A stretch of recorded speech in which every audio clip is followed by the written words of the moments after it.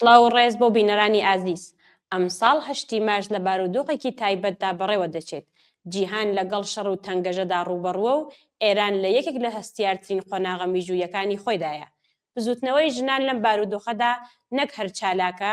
بەڵکو وەک یەکێک لە هێزە سەرەکیەکانی گۆڕانکاری ئاماژە دەکرێت. بەم بۆنەیەوە شۆرای هاوپشتی نێودەوڵەتی ژنان پێک هاتووە و ئەمڕۆ میوانداری هەڵسوڕاوی ئەم شۆرایە هاوڕێ ڕۆیا مەحموودی دەکەین. سڵاوت لێبێ هاوڕێ ڕۆیا بەخێربی. نیسڵام هەیە لە خەمەت ئێوە هاوکارەکانت. زۆر سپاس کە داوەتمتان کرد. زۆر سپاس. هاوڕێ ڕۆیا ژنان چۆن دەتوانن لە بنیادنانی کۆمەلگایەکی ئازاد و یەکساندا ڕۆڵیان هەبێت؟ بە هاوپشتی یەکترین بوون بە یەکترینەوە بەوەکە تەشەکل دروستکەن، بەوەکە بتوانن بە یەکەوە مەسایلگەر ئستراجی تەجروبەکان خۆیان بە یەکترین ڕاگەینن، بتوانن سمیناریان بێ بە یەکەوە بەحث و گفتوگوکەن لەسەر مەسایلگەلێکە لە جامعە وجودی هەست، اتفاقگەلێکە هەست ئەو دژە سیستم اجتماعیەکە پیانە کردێت، زەڵم زۆرێکیان پێکردێ، نائەداڵەتی گەلێکە پیانەگرێت، ئەتوانن بە یەکەوە جەمە بنەوە و گفتوگوکەن، بتوانن بە یەکەوە هاوکاری و هاوپشتیوانی یەک بن. بەو دلیلە من وازام ئێمە ئەگەر باسی کەین لەسەر پێما بێت سوالەکەی لەسەر بێنە شۆرای بینەملەریە، ئێمە ئەو شۆرا مدەتێکە کە هاینە فکری یاوکاری بووەکەین جەماعەتی لە ڕفیاکان بنیامگەلێکی ئازادی خوا، کەسانگەلێک کە ژنگەلێکن کە بە هەرحاڵ کارێکن لە جامعە بۆ ئەوە کە بتوانن شتێک دروستکەین، کە شۆرایەک دروستکەین کە بتوانین زەرفێ بێت بۆ تواوی جەمەبوونی ئەکسەری ژنان لە فرێک لە کشوەرەکانە کە بە یەکەوە هاوکاری و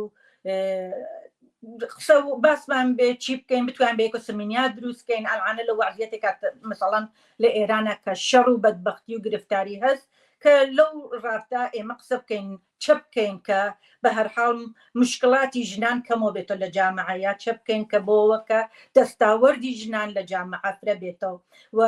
هاوکاریەکانمان چە بێ بە یەکەوە بۆەوەکە فشار بێرینە سەر دەوڵەتەکان کە ئەوانەوە پرسیارن لە جامعەوانەوە قانونا بەدەستیانەوە ئەو مەسایل گەلت تواشاکەن، بەرچاوی خوێنن و بتوانین ئەوانە ئاسانکاری بۆ بکەین کە ژنان وەک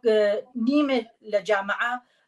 هاوبەشت بن لە مەسایلی بەرابەری لە اجتماعە، چە لەسەر مەسایل گەلۆختە سیاسی، چە لە مەسایل اقتصادی و نەخش خۆیان ئیفاکەن لە جامعە. هەدەف ئێمە ئەو کارێسە کە بیکەین و ئەوە فرە مهمە بۆ تەشەکل پیاکردن یا بۆ جەمە و باوەریکردن بە یەکەوە هاوکاری و هاوخانیمان بێت.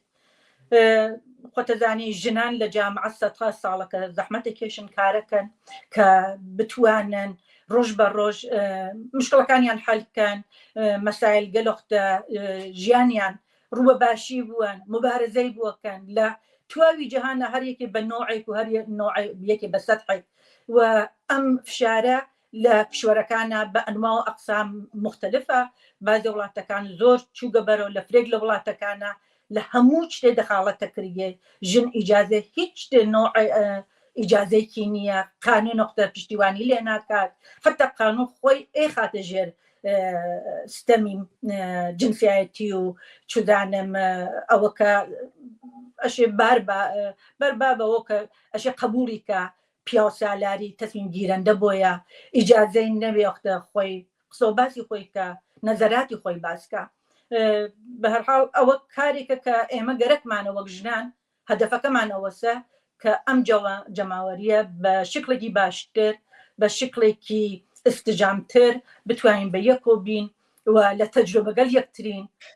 سوادەکەین بۆ ئەوە کە بڕێتە بەرەوە. هاوڕێ ڕۆیا بۆچی شۆرای هاوپشتی نێودەوڵەتی ژنان پێک هات و پڕکەرەوەی چه بۆشایەکی دەبێت؟ بەڵێ دلیلەکەی و ڕاستۆگەرەکە ئالەم ئەرسا ئالەم وعزیەتە بەوە گەیگین کە ژنان ئەشێ واقعان فرەتر بتوانن بە یەکەوە هاوبەستیگیان بێت، بتوانن بە یەکەوە جەماوەریان بێت، بتوانن بە یەکەوە هاوکاری و هاوفکریان بێت. دلیل ئەسڵەکەی ئەوە بوو لەم پەراکەندیە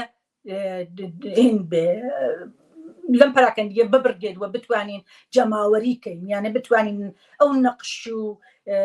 مەسائل گەلە کە وجودیت بە یەک و ئیفایکەین بتوانین لە تەجروبەگەل یەکترین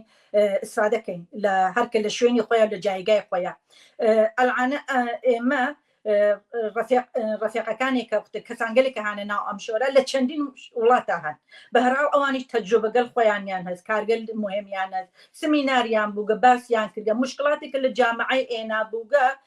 بە هەر حاڵۆخت لە تێکیا کاریان کردگە شاید دەستاوەردیگەلیان بێ کە بە نەف من بێ منێکە ئەلعانە خەریکم هەم لە پایەی ئەوەڵی ئەو کارە مەسەڵەن یارمەتیم بن بۆ کە چۆن بڕمە بەرەو لە وەختێکی کەمە ئەو دەستاوەرگەلە بە دەست بێرم لە تەجروبەی یەکترین ئستفادەکەین هەمزەمان لەو پەراکەندیە ببڕگین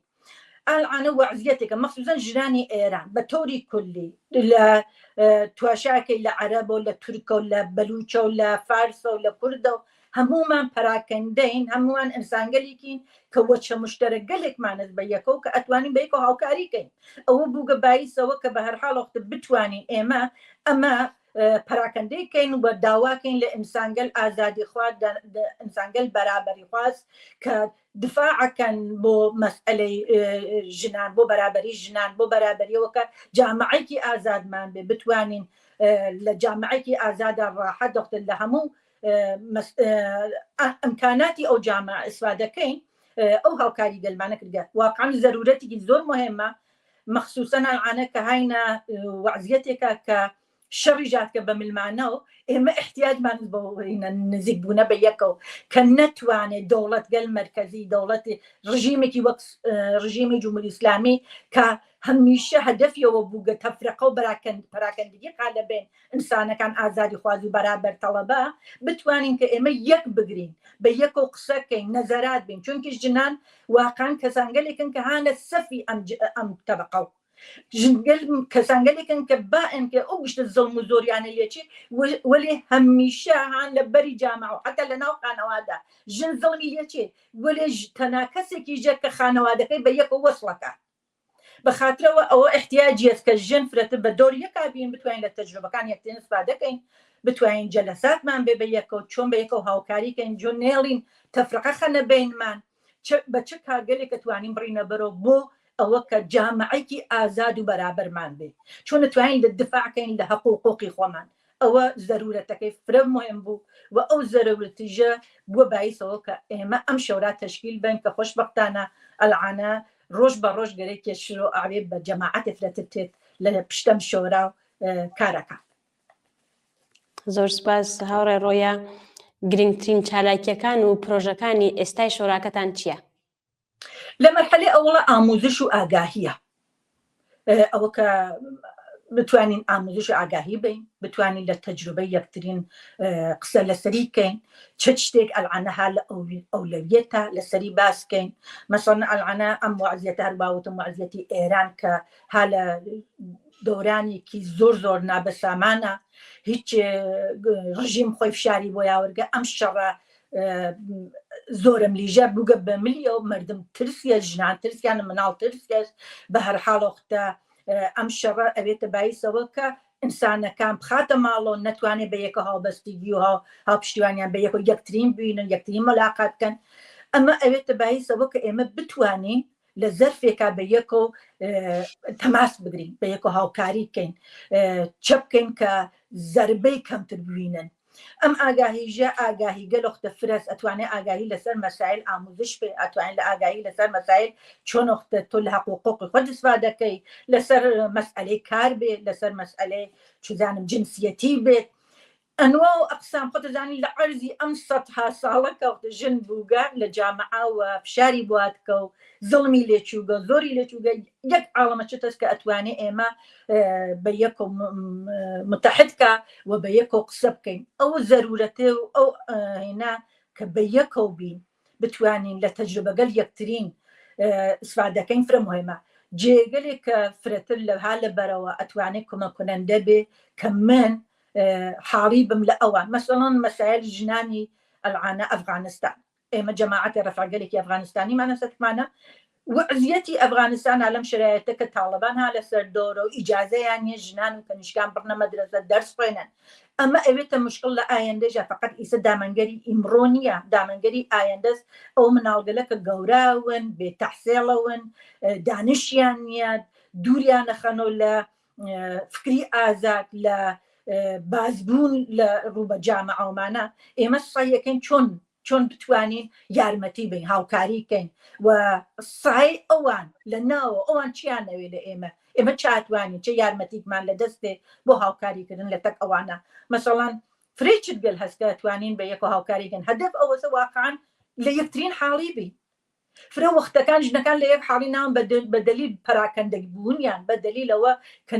نەیان هێشکە بە یەکۆ بین لەژێر سەقفێکا بین ئەگەر لەژێر سەقفێکا بین ڕاحەتر لە یەکترین حاڵیین ڕاحەترە توانین مفرەی لە مەسایلەکان مەسەڵەن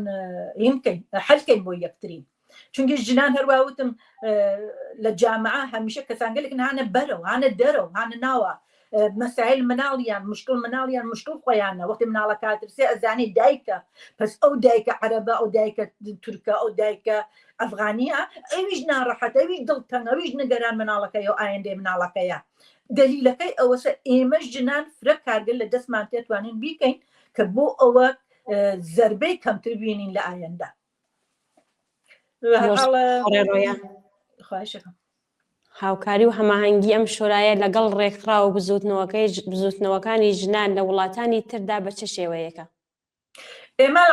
بە تەرەقی مەسەڵەن ئۆنلاین یا سمینار بە یەکە قساکەین زەنگین بۆ یەکترین تەماسمانەت بە یەکەوە هاوکاریەکەین ئەگەر ڕەسانێک ئەگەر شتێک بێت ئەگەر بەیانێک بێ ئەگەر چودانم مبارزاتێک بێت لە ناو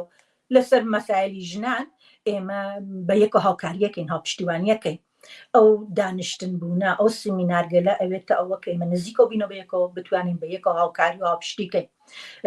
و بزانین ئەلعانە ئەمڕۆ قسەی ئەمڕۆ چییە ئەمڕۆ چاتوانین بکەین و چۆن نەتوانین بڕینە بەرەو بۆ هاوکاریکردن ئەکسەری وەختەکان بە بوونی بە یەکەوە بە